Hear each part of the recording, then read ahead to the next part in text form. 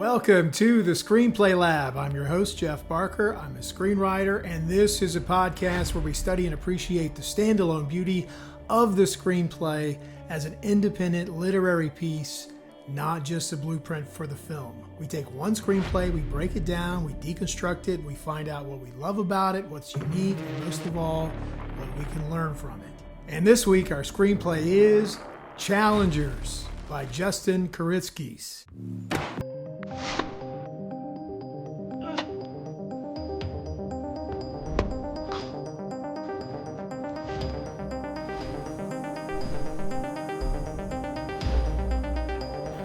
And Challengers is the subject of our 15th episode here on the Screenplay Lab, and it is a 2024 psychological romantic drama / sports drama / erotic thriller, and there are so many things in this screenplay we can learn from. This film got a lot of buzz in 2024, but surprisingly no Oscar nominations, and for my money, this screenplay was one of the best of last year. It was nominated for Best Screenplay at the WGA and also the Critics' Choice Awards. And this screenplay is unique because of its nonlinear structure, its metaphorical use of tennis to dissect the emotional and sexual power dynamic, its emotionally charged dialogue that is layered with subtext, and that's what this writer is known for, and the intelligent use of POV, changing perspectives in subtle ways that the reader and the viewer may not even notice. But perhaps what makes it most unique is the mix of the erotic tension and a sports drama. And I know most sports movies have a love interest, usually as a side story. That's not always the case. It was a big part of Bull Durham and others. But this is this love triangle, this intense modern day erotic love story, and makes this story truly unique. So we'll get into all of that, but first let's meet the writer, and that is Justin Kuritzkis. He turned 35 just this last week, recording this in May of 2025, and he grew up in Los Angeles. His father was a physician, his mother an estate attorney, studied philosophy and literature at Brown University. His first love was writing plays. He even wrote his first play at age 15, which from what I read is actually pretty good. His senior thesis in college was the play that he wrote, The Sensuality Party, which was actually performed off-Broadway in 2016. And at the same time, he was early to the party for the virtual internet boom. He made comedic videos on YouTube early in the day and had millions of viewers, hundreds of millions of views. So he created for himself a platform, and he used it to promote his first novel, a 2019 release called Famous People. It's about a 22-year-old pop star discovered through viral videos, and it was well received. And Challengers was his first screenplay. It gained traction in 2021 when it landed on the Blacklist. For those of you who don't know, that's a list every year that accumulates the best unproduced screenplays. It's a big deal to get on it. And it helped launch his career. So Challengers gets picked up, and it gets produced, and he gets hooked up with big-time director Luca Guadagnino, and it's a hit. And that leads immediately. I mean, right off the jump, he goes straight into Guadagnino's next film, which is Queer, starring Daniel Craig. And now he is a busy man. He is working to adapt Don Winslow's novel, City on Fire. It will star Austin Butler. Also doing a project with Jude Law. Also, on top of that, working with DC to do a DC comic book movie featuring Sergeant Rock. So, very, very busy. But what might be the most interesting thing about him personally is that he's married to Selena Song. Okay, so if you're into screenwriting or movies, you know that name. She is the screenwriter and director for the movie Past Lives, which was a huge hit. And if I say that, some bells should go off. Wait a second, I know that story. So, remember, in the screenplay based on her real life is her trying to deal with this conflict of loving her current husband so much in her life in New York, but also wondering what if and questions about being true to her culture and her old boyfriend from when she was a kid. He comes to visit in New York, and she's torn between her husband and her old life, and she's the translator between the two. It's much more complex and deep than how I just explained it. But yes, this is Justin, the real life Justin. That makes him like 10 times more interesting already. But obviously, he's got a lot going for him, very talented, and much more than just being the husband to Selena Song, although that's pretty cool. All right, so how was this screenplay developed? It started by him watching the 2018 U.S. Open final between Serena Williams and Naomi Osaka, particularly in that match when Serena Williams was penalized for receiving coaching on the sideline, and his reaction was the same as most people, like, oh, I didn't know that the coaches couldn't actually coach during the match.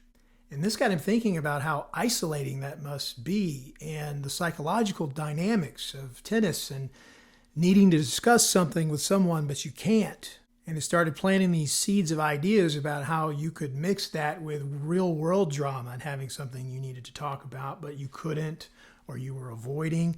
And voila, we have challengers. He got really interested in tennis and was watching it all the time, every day. Previously, he had no interest in tennis, from what I understand. And he was even staying up 2, 3 o'clock in the morning to watch tennis matches in other countries. I first heard him talk about this way back, many, many months ago on Script Notes, the awesome podcast with John August and Craig Mazin. And he had talked about how he had become obsessed. He then read the memoir of Andre Agassi, who had talked about his life as a tennis player and started to see how he could build a story around that. There's even a story in Andre Agassi's memoir about how his coach put him in a challengers event to try to shake him up, put him back on track. He says once he understood the story and the characters, it was all very, very clear to him, including their ages and their races, which do play a part in this drama. So it had lots of heat all over town and was picked up by Amy Pascal and Rachel O'Connor, the producers. Huge, huge names in Hollywood. Pascal, the former head of Sony Studio, we won't talk about that. Huge with Spider-Man, Skyfall, Social Network, Moneyball. I mean, the list goes boom, hit, hit, hit. Billions of dollars. Also, Rachel O'Connor, her partner. This screenplay was in great hands. They sent the script over to director Luca Guadagnino, knowing that if he had it, he could handle it with care and push the envelope, make it to be the type of movie that it should be. And he had the credibility just coming off of Call Me By Your Name, and you could see how these two films are very similar. So they got together and further developed the script, and in fact, Krasinski's credits Guadagnino for pushing the envelope with the three-way kiss, making sure that was in there so they could fully explore this true love triangle, including the two male characters, physically, psychologically, emotionally, how they were tied to each other, and that's one of the marquee scenes of the film. Then to production, MGM acquired the rights in 2022, and casting began with Zendaya as a huge get for this film. She also is tied as a producer, so she would have some say in how this character was developed. And then she went to work. She spent 3 months getting professional tennis lessons so that she would look like a true pro on film. For me, it was totally believable. And in fact, when I was reading online, it sounds like true tennis professionals say, yeah, she looks like she knows what she's doing, at least in what's on film. Originally, it was rumored that Austin Butler and Timothée Chalamet were going to star in the film. That didn't happen. They brought in Josh O'Connor and Mike Feiss, and these two guys did an exceptional job. Principal photography was set to begin in September 2023, but then the actors' strike delayed it all the way until May of last year, 2024. And it was shot over 55 days in the Boston area, mostly in small towns. $55 million budget, huge budget, a lot of it going to Zendaya. Then it premiered in Sydney, Australia in March 2024. Then the U.S. debut was in Los Angeles in April of 2024. And it made $15 million in the first weekend in the U.S. and Canada. And in overall, worldwide, it has made $96 million. Half of that on the international side. So I think because of tennis, this has had a huge international appeal and has made a ton of money. Tennis is very popular worldwide, as is love and sex. Okay, we'll start with the log line, and the official log line of challengers is Tashi, a former tennis prodigy turned coach, transformed her husband into a champion. But to overcome a recent losing streak and redeem himself, he'll need to face off against his former best friend and Tashi's former boyfriend. Okay, here's my go at it. A former tennis prodigy enters her husband into a low-stakes tournament where he must face his former best friend, who happens to be her ex-lover. Oh, the drama. Screenplay is 90 pages, the Goldilocks spot, 101 scenes. Runtime is 2 hours and 11 minutes. That's 1 minute and 27 seconds per page, 1.1 scenes per page. One of the things we like to do is dig into the title, because most titles have way more meanings than we give them credit for. Even this one, Challengers, the first one is the obvious one. It's tennis terminology. It's that low-tier competition to improve rankings, prove your worth, try to get into some of the bigger tournaments. That's obviously what it's about. But also Challengers is romantic. These are complex characters who are having a love triangle, each person challenging the other emotionally, testing the limits of love and loyalty. And then a third meaning for the title Challengers, personal ambition.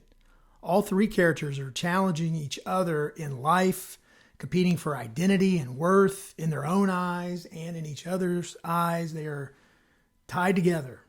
And we always begin with format, mechanics, and style. That's where the screenwriter teaches us how to read their individual screenplay and what's unique about it. In this screenplay, there are quite a few things that stand out. One is a lot of bold font in the screenplay. He bolds names, he bolds audio cues, he bolds movements or details that he wants to point out, wants you to pay attention to. He bolds text messages, he bolds time shifts anytime there's a change. So a lot of bold in there. If you made the screenplay really small and you looked at it, you would see lots of bold. Another thing to point out is his use of time tags on the slug lines. I mean, obviously you have the day and the night and the moments later and the later and the continues, but he has many, many more. He's very liberal with these. He has late afternoon, early evening, mid-afternoon, afternoon, evening, moments later, which I mentioned, that's pretty common. A little later, a week later, next week, middle of the night, 3 a.m. So these are time tags you don't often see in slug lines. Then he uses mini slugs quite a bit. When we're in a location and we have established a time of day, we've established a location, but we've moved to a new area, just puts that, like here on 55, you see the match. So we already know it's daytime, so he doesn't put that on there. What's truly unique to this screenplay is his use of tennis scoreboards throughout. We have this one match that's taking place, and he wants to make sure that throughout the screenplay, you know where you're at in that match and what's going on. So every time it pops back up, boom, we get a scoreboard where it actually shows you who won each game, the set. It's bolded, it's laid out and spaced out in a way like a bug on, or a super on a sporting event. Which is pretty cool, and it's done consistently, and that's what makes it work, that it's done every time consistently. Another unique formatting technique is how he designates ages in the screenplay. Rather than putting it in parentheses, he just writes it out in the text with a comma, sort of how you would if you were writing in a novel or literary fiction. So, for example, here on page 1, our three main characters are introduced right off the jump. Tashi Donaldson, 31, black, a former player wearing sunglasses. Same thing with Patrick, same thing with Art. They're all 31. So you could, especially with them all having the same ages, you could think of 10 different ways that you would do this. This is how he does it. We always like to dissect the white space and see how that looks on the page. And for a screenplay that has to do a lot of heavy lifting to describe these moves in tennis, these, how the ball's volleyed here and here, back and forth, it actually has a lot of white space. Here's an example on page 30, but it's like this quite a bit in the screenplay with lots of space to let the words breathe, short sentences. Even the dialogue is pretty snappy and short at times, so you get this beautiful white space. Then there are times where it's a lot blockier. Example here is on 33. This is the bedroom scene with three of them together. So if it's something where there's a lot going on, it does sort of condense and take up space. But then you get this room to breathe in the other pages. And we'll go back to page 1. And if you believe you can't have thick text on the first page, avert your eyes. Look away. Look away. I know they're bleeding. He did it. And it's very interesting what he wrote. And it worked. Taking a quick pause here to say if you appreciate this podcast, I'm so very grateful. Thank you for watching it. Please share it with your screenwriting friends and your filmmaking friends and your friends. Also, want to let you know you can find out what's going on with me at my website, jeff-parker.com. I try to keep up with all the socials as well. Also, if you're listening to this podcast, you can watch it on YouTube. And if you're watching it on YouTube, you can listen to it on the go wherever you get your podcast. All right, thanks for that. And now back to the program. Thank you for watching my dad's podcast. And we move on to direction on the page, where we talk about how the screenwriter does or does not use direction on the page. And then you can debate it amongst your friends and decide what you want to do with your screenplays. For this screenplay, there is not a lot of direction on the page. There's some, but not a lot. In fact, the we see, we follow, we are, it shows up 8 times in the screenplay. 3 or 4 of those times, though, not in the way you would expect. Not as in we are the camera, or we are putting us in the perspective of cinematic framing. It's more of talking to us directly about the story. Here's a good example of what I'm talking about here on page 14. It says here, as in earlier scenes, we see, there's the we see, that while Art's game is beautiful, clean strokes, power from the baseline, one-handed backhand, Patrick is the absolute monster. So he's using the we see here to include us in on the story, like you will see this because you saw it in a previous scene, talking directly to the reader. And he takes this to the next level at times, not only talking to the reader, but the producer, the director, all the people making the film, cluing them in on some things. Here's a great example of that on 13, where he says, the viewer, talking about who's going to be watching this, so not directly to them, but about them, the viewer who is not a tennis fan may not notice, and it's not yet necessary that they do, but Patrick's serve is weird. So that's something you don't see every day, and part of his voice, because he does it a couple of times here in this screenplay. And there are no descriptions of camera angles or frame descriptions or editing descriptions like we see in some of our other screenplays. He does, however, write very cinematically, which is what we want. And so I thought I'd point out some of the beautiful cinematic writing that he does here. So let's go through it and look at page 14. We pick it up here where it says the U.S. Open Boys Double Final 2006 match point. Then, that's just kind of setting the stage. Then, a big outdoor court. So we have a wide shot. You can imagine this in your head. This is the cinematic writing. A few hundred people sit in the stands. So we're getting a little closer. We're just on the stands. Art and Patrick, both 18-year-olds, stand across the net from 2 boys from the Czech Republic. So now we're on the court. Still a wide shot, but not as wide as before. Patrick steps up to the line. So I could picture his toe on the line. That's a tight shot. Goes into the same weird serve motion he keeps as an adult, already planting that seed about the motion, but that's not what we're talking about here. So now we see a full body shot where he's getting ready to strike the ball and serve it. Art, who is up towards the net, crouches down so that Patrick's serve can pass directly over his head. So you picture a shot there, a medium shot of him crouched by the net. So this is that cinematic writing, rather than saying, the camera's going to pan this direction, we're going to zoom, we're going to track, the things that we see in a lot of screenplays. Not seeing that here. That was fun. Let's do another one. So let's go to page 60, where Tashi is contemplating her life after her knee injury. She's on campus in Stanford. The first line here says, Tashi walks along a path alone, deep in thought. So we have one short sentence with the commas. We have 3 shots here. So we have Tashi walking along the path. So that's a wide shot. Then alone. So that's a medium shot, showing her closer.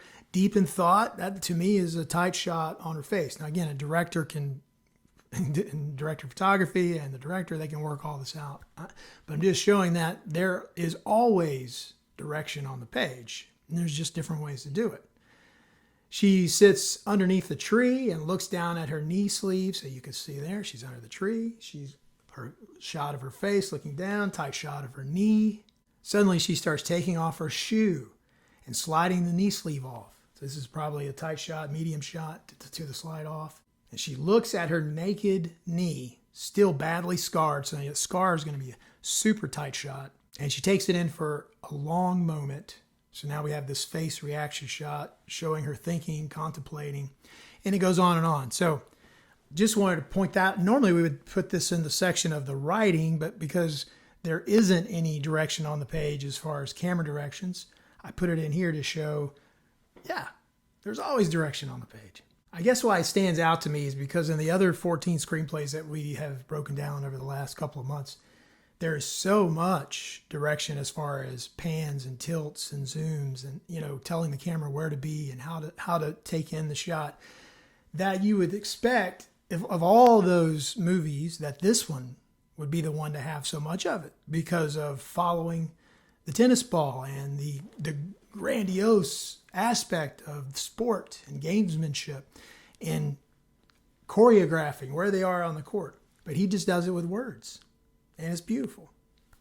So let's look at that writing, and we'll start off by looking at character introductions. Here on page 19 is Tashi, the star of the show. It says, finally the boys' eyes land on Tashi, dancing at the center of the tennis court. She's done her own makeup, and she wears an evening gown that looks like an ambitious working class 18-year-old's idea of what a glamorous person might wear to the Met Gala. So it's a lot of words, but it does paint an important picture, and this is one of these key moments in the screenplay where you can take a little more time. You want to make sure that everyone reading has at least a similar idea of who this person is in the story. Then he goes on to do sort of what we were talking about before and talk to us directly. You let us inside, a little inside baseball, or maybe I should say inside tennis. It goes like this. It says, it's an innocent, immature echo of the comfortably, almost oppressively chic Tashi will meet as an adult. And yet, she has a vision. You can't take your eyes off of her. So it sets it up by giving us some detail about who she is as a person and what she looks like, what she's wearing, and then it ties it in and says, later you're going to notice these things about her. Another interesting thing to point out about the writing is the use of the onomatopoeia, which we all use in our screenplays. Is very important because this is a visual and auditory document. We want to make sure that whoever's reading this can visualize and hear what's going on in the screen in their mind. And so we do this with these onomatopoeia cues, buzz, bang, slams. And this one, though, is really interesting because he uses thwack. And it is the tennis racket hitting the tennis ball. And it's very familiar, and you can hear it. I mean, you can really hear the thwack on the page. And think about this. When you're constructing your onomatopoeias, I'm not sure that's how you say it. When you're constructing these little ditties, there's a lot of ways to do it because it's not a real word. There's no misspelling here. So you have to choose how many letters you want to use of a certain sound and construct it in a way that it makes sense, not just to you in your head, but what will most make sense to the reader. For example, here he uses THWACCKKK. So we get the thwack. So that's fast, the racket going fast through the space. And the k, which is the ball hitting the face of the racket. And you can imagine it, squishing in and bounding off. And the k is the afterthought, then follow through, the echo. So that's why you have 2 C's and 3 K's. And you may be thinking, you're putting way too much into this. I guarantee you he has put some thought into this. And you as a screenwriter have put thought into your onomatopoeias because you really want to make sure, right, that they sound to the reader the way they sound to you and they make sense. And for this tennis screenplay, he uses thwack 77 times. It shows up a lot, as you can imagine. And if you follow this podcast at all, you know how much I love mirrored language. I think it's really important to tie scenes together, to tie beats together, and it just shows a higher level of skill. He uses it a lot in the screenplay. Some are very subtle, which is his calling card, to do things on a subtle level. And some are right there, right in your face. I'll point this one out on page 2 and 3. It's the let's go. So you have the guys playing tennis, and they just won. And Patrick says, let's go. So this is like the sort of obnoxious, this is what all the young athletes are saying now. You can't watch a baseball game without someone hitting a home run, stepping on home plate, and yelling, let's go. I mean, you can just see it on their lips, even if you can't hear it. Anyway. This is very accurate because this is exactly what Patrick would say. Let's go. Then it ties to the very next scene where Tashi is trying to get Art out of bed and he won't get out of bed. And she says, let's go. She says it in a different way. This is the mirrored language that makes screenplays beautiful. There's so much of this balance and mirrored language in this screenplay that I just can't even show it all to you. Instead, let's watch. Here are some clips from the film. Can you do me a favor? Mm-hmm. Can you not demolish me tomorrow? Can you do me a favor? Can you not, like, demolish me tomorrow? I don't want my only skill in life to be hitting a ball with a racket. Yeah, well, unfortunately, my only skill in life is hitting a ball with a racket. I mean, every once in a while, a kid who wins juniors turns out to be an actually great player. So most of them end up in, like, the top 300. You know that when I'm good, I'm one of the best in the world. 271st best in the fucking Still world. have a shot. I have loved you for the last time. Is it a video? What about my grandmother? I hope she has a fucking stroke. Is it a video? How is she? I have touched you for the last time. Is it a video? Is it a video? For the love, for laughter, I flew up to your arms. I mean, who wouldn't be in love with you? Is it a video? You never really said if you still love For the love, for laughter, I flew Who wouldn't be? up to your arms. I'm not some fucking lapdog who's gonna sit around and let you punish me. I'm not art. Is it a video? Is it a video? And one of Justin's strengths is his dialogue and also being very subtle and using subtext with dialogue. And I think this is common for people who come to screenwriting from writing prose, writing short stories and novels. Of course, I may be biased on that, but he is very, very good at it. And here we'll look at page 49. This is a scene between Art and Patrick, and they're having conflict. And there's a lot of great subtext here until it's just too big to be buried. And then it explodes out at the appropriate time. You have Patrick, who is young and arrogant, trying to assert his dominance and keep his cool. You have Art, who is so bad at being conniving that he doesn't even know how obvious he is. Did she say something to you? No. I just got the impression she's not thinking about this as a serious relationship. You got that impression. From a conversation we had. Huh.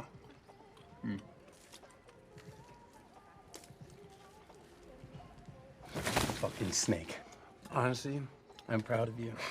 I've been doing the same thing. I'm not doing anything. It's fine. It's exciting to see you this way. It's what's been missing from your tennis. What?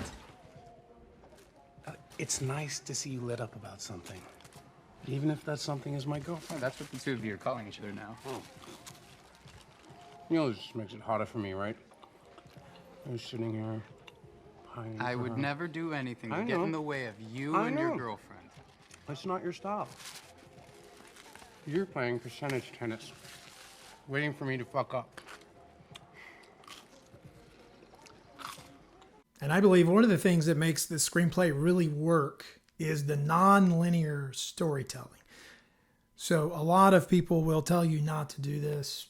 People naturally our brains like stories that go, this happens, then this happens, then this happens, then this happens. But sometimes non-linear storytelling is the way to go. In this story, we shift back and forth between three time periods. We have the teenage years, the early career years, and then this main event, this challenger event, and all the tense days leading up and including to this event. And he goes back and forth all through these. And he does it in such a way to build this tension, to withhold information and give it to us in little drips so that things begin to make sense to us, but they aren't so obvious. You have to guess why certain relationships soured or career paths diverged. This drip, drip, drip feeds the reader and the viewer and keeps us on our toes so that we're more of an active participant trying to decipher the story and what's actually going on. So then the question is, okay, if this is so great, why not just do it with all stories? I mean, you could take any story and put it out of order. Most of the time, it doesn't work. The reason why I believe it works in this story is because it is a story about competition. Not just competition on the court, but also competition between these three people. Even Tashi, she's not the referee. She is one of the competitors.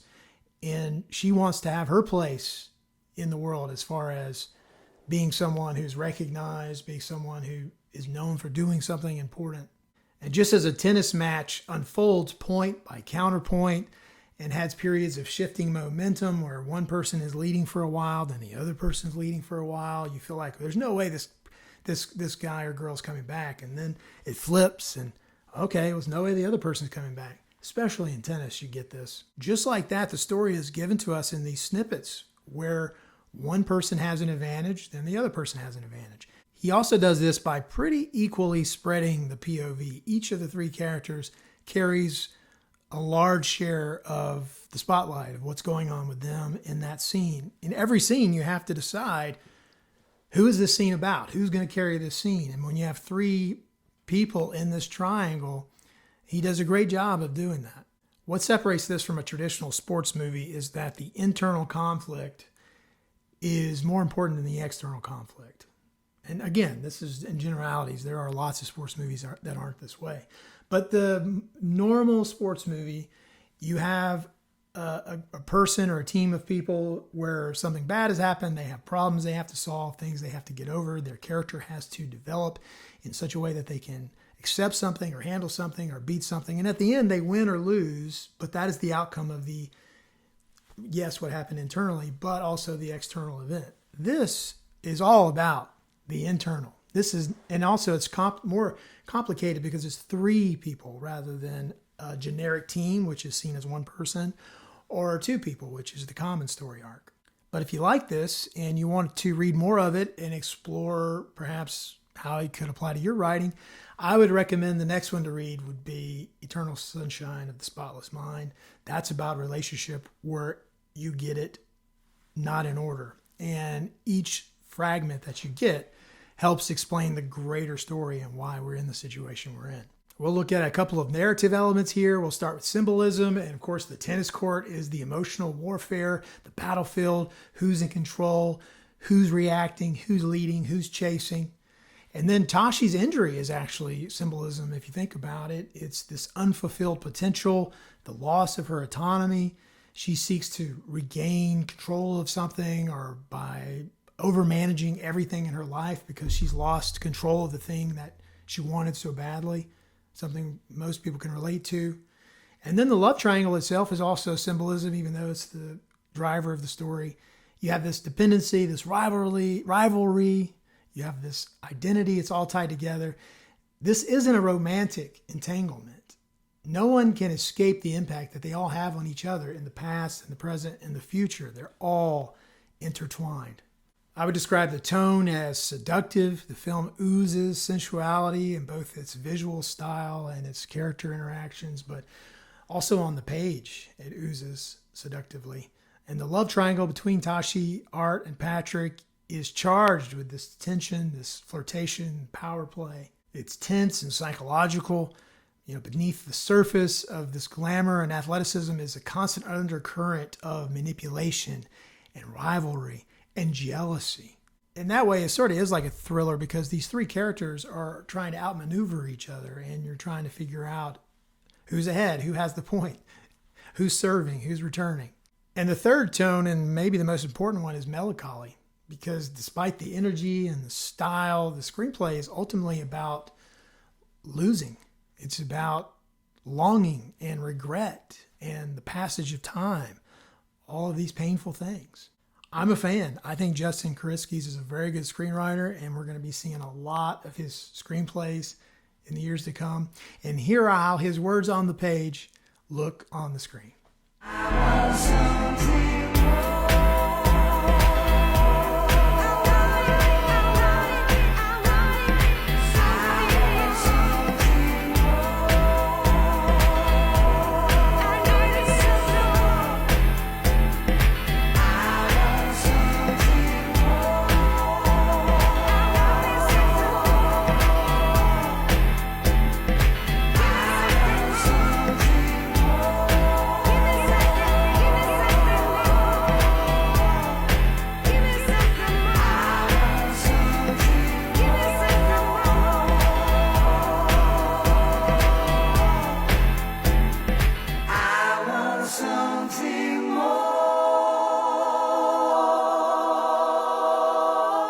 and that is Challengers by Justin Kuritzkis. And what makes this screenplay unique is its non-linear, character-driven storytelling, the subtext expressed through the dialogue, which is done so great, the beautiful balance of the mirrored writing that we talked about, and this erotic tension that goes all the way through and is applied to a sports movie that you wouldn't expect. This is a story about 3 players playing 3 different games, but with 1 ball.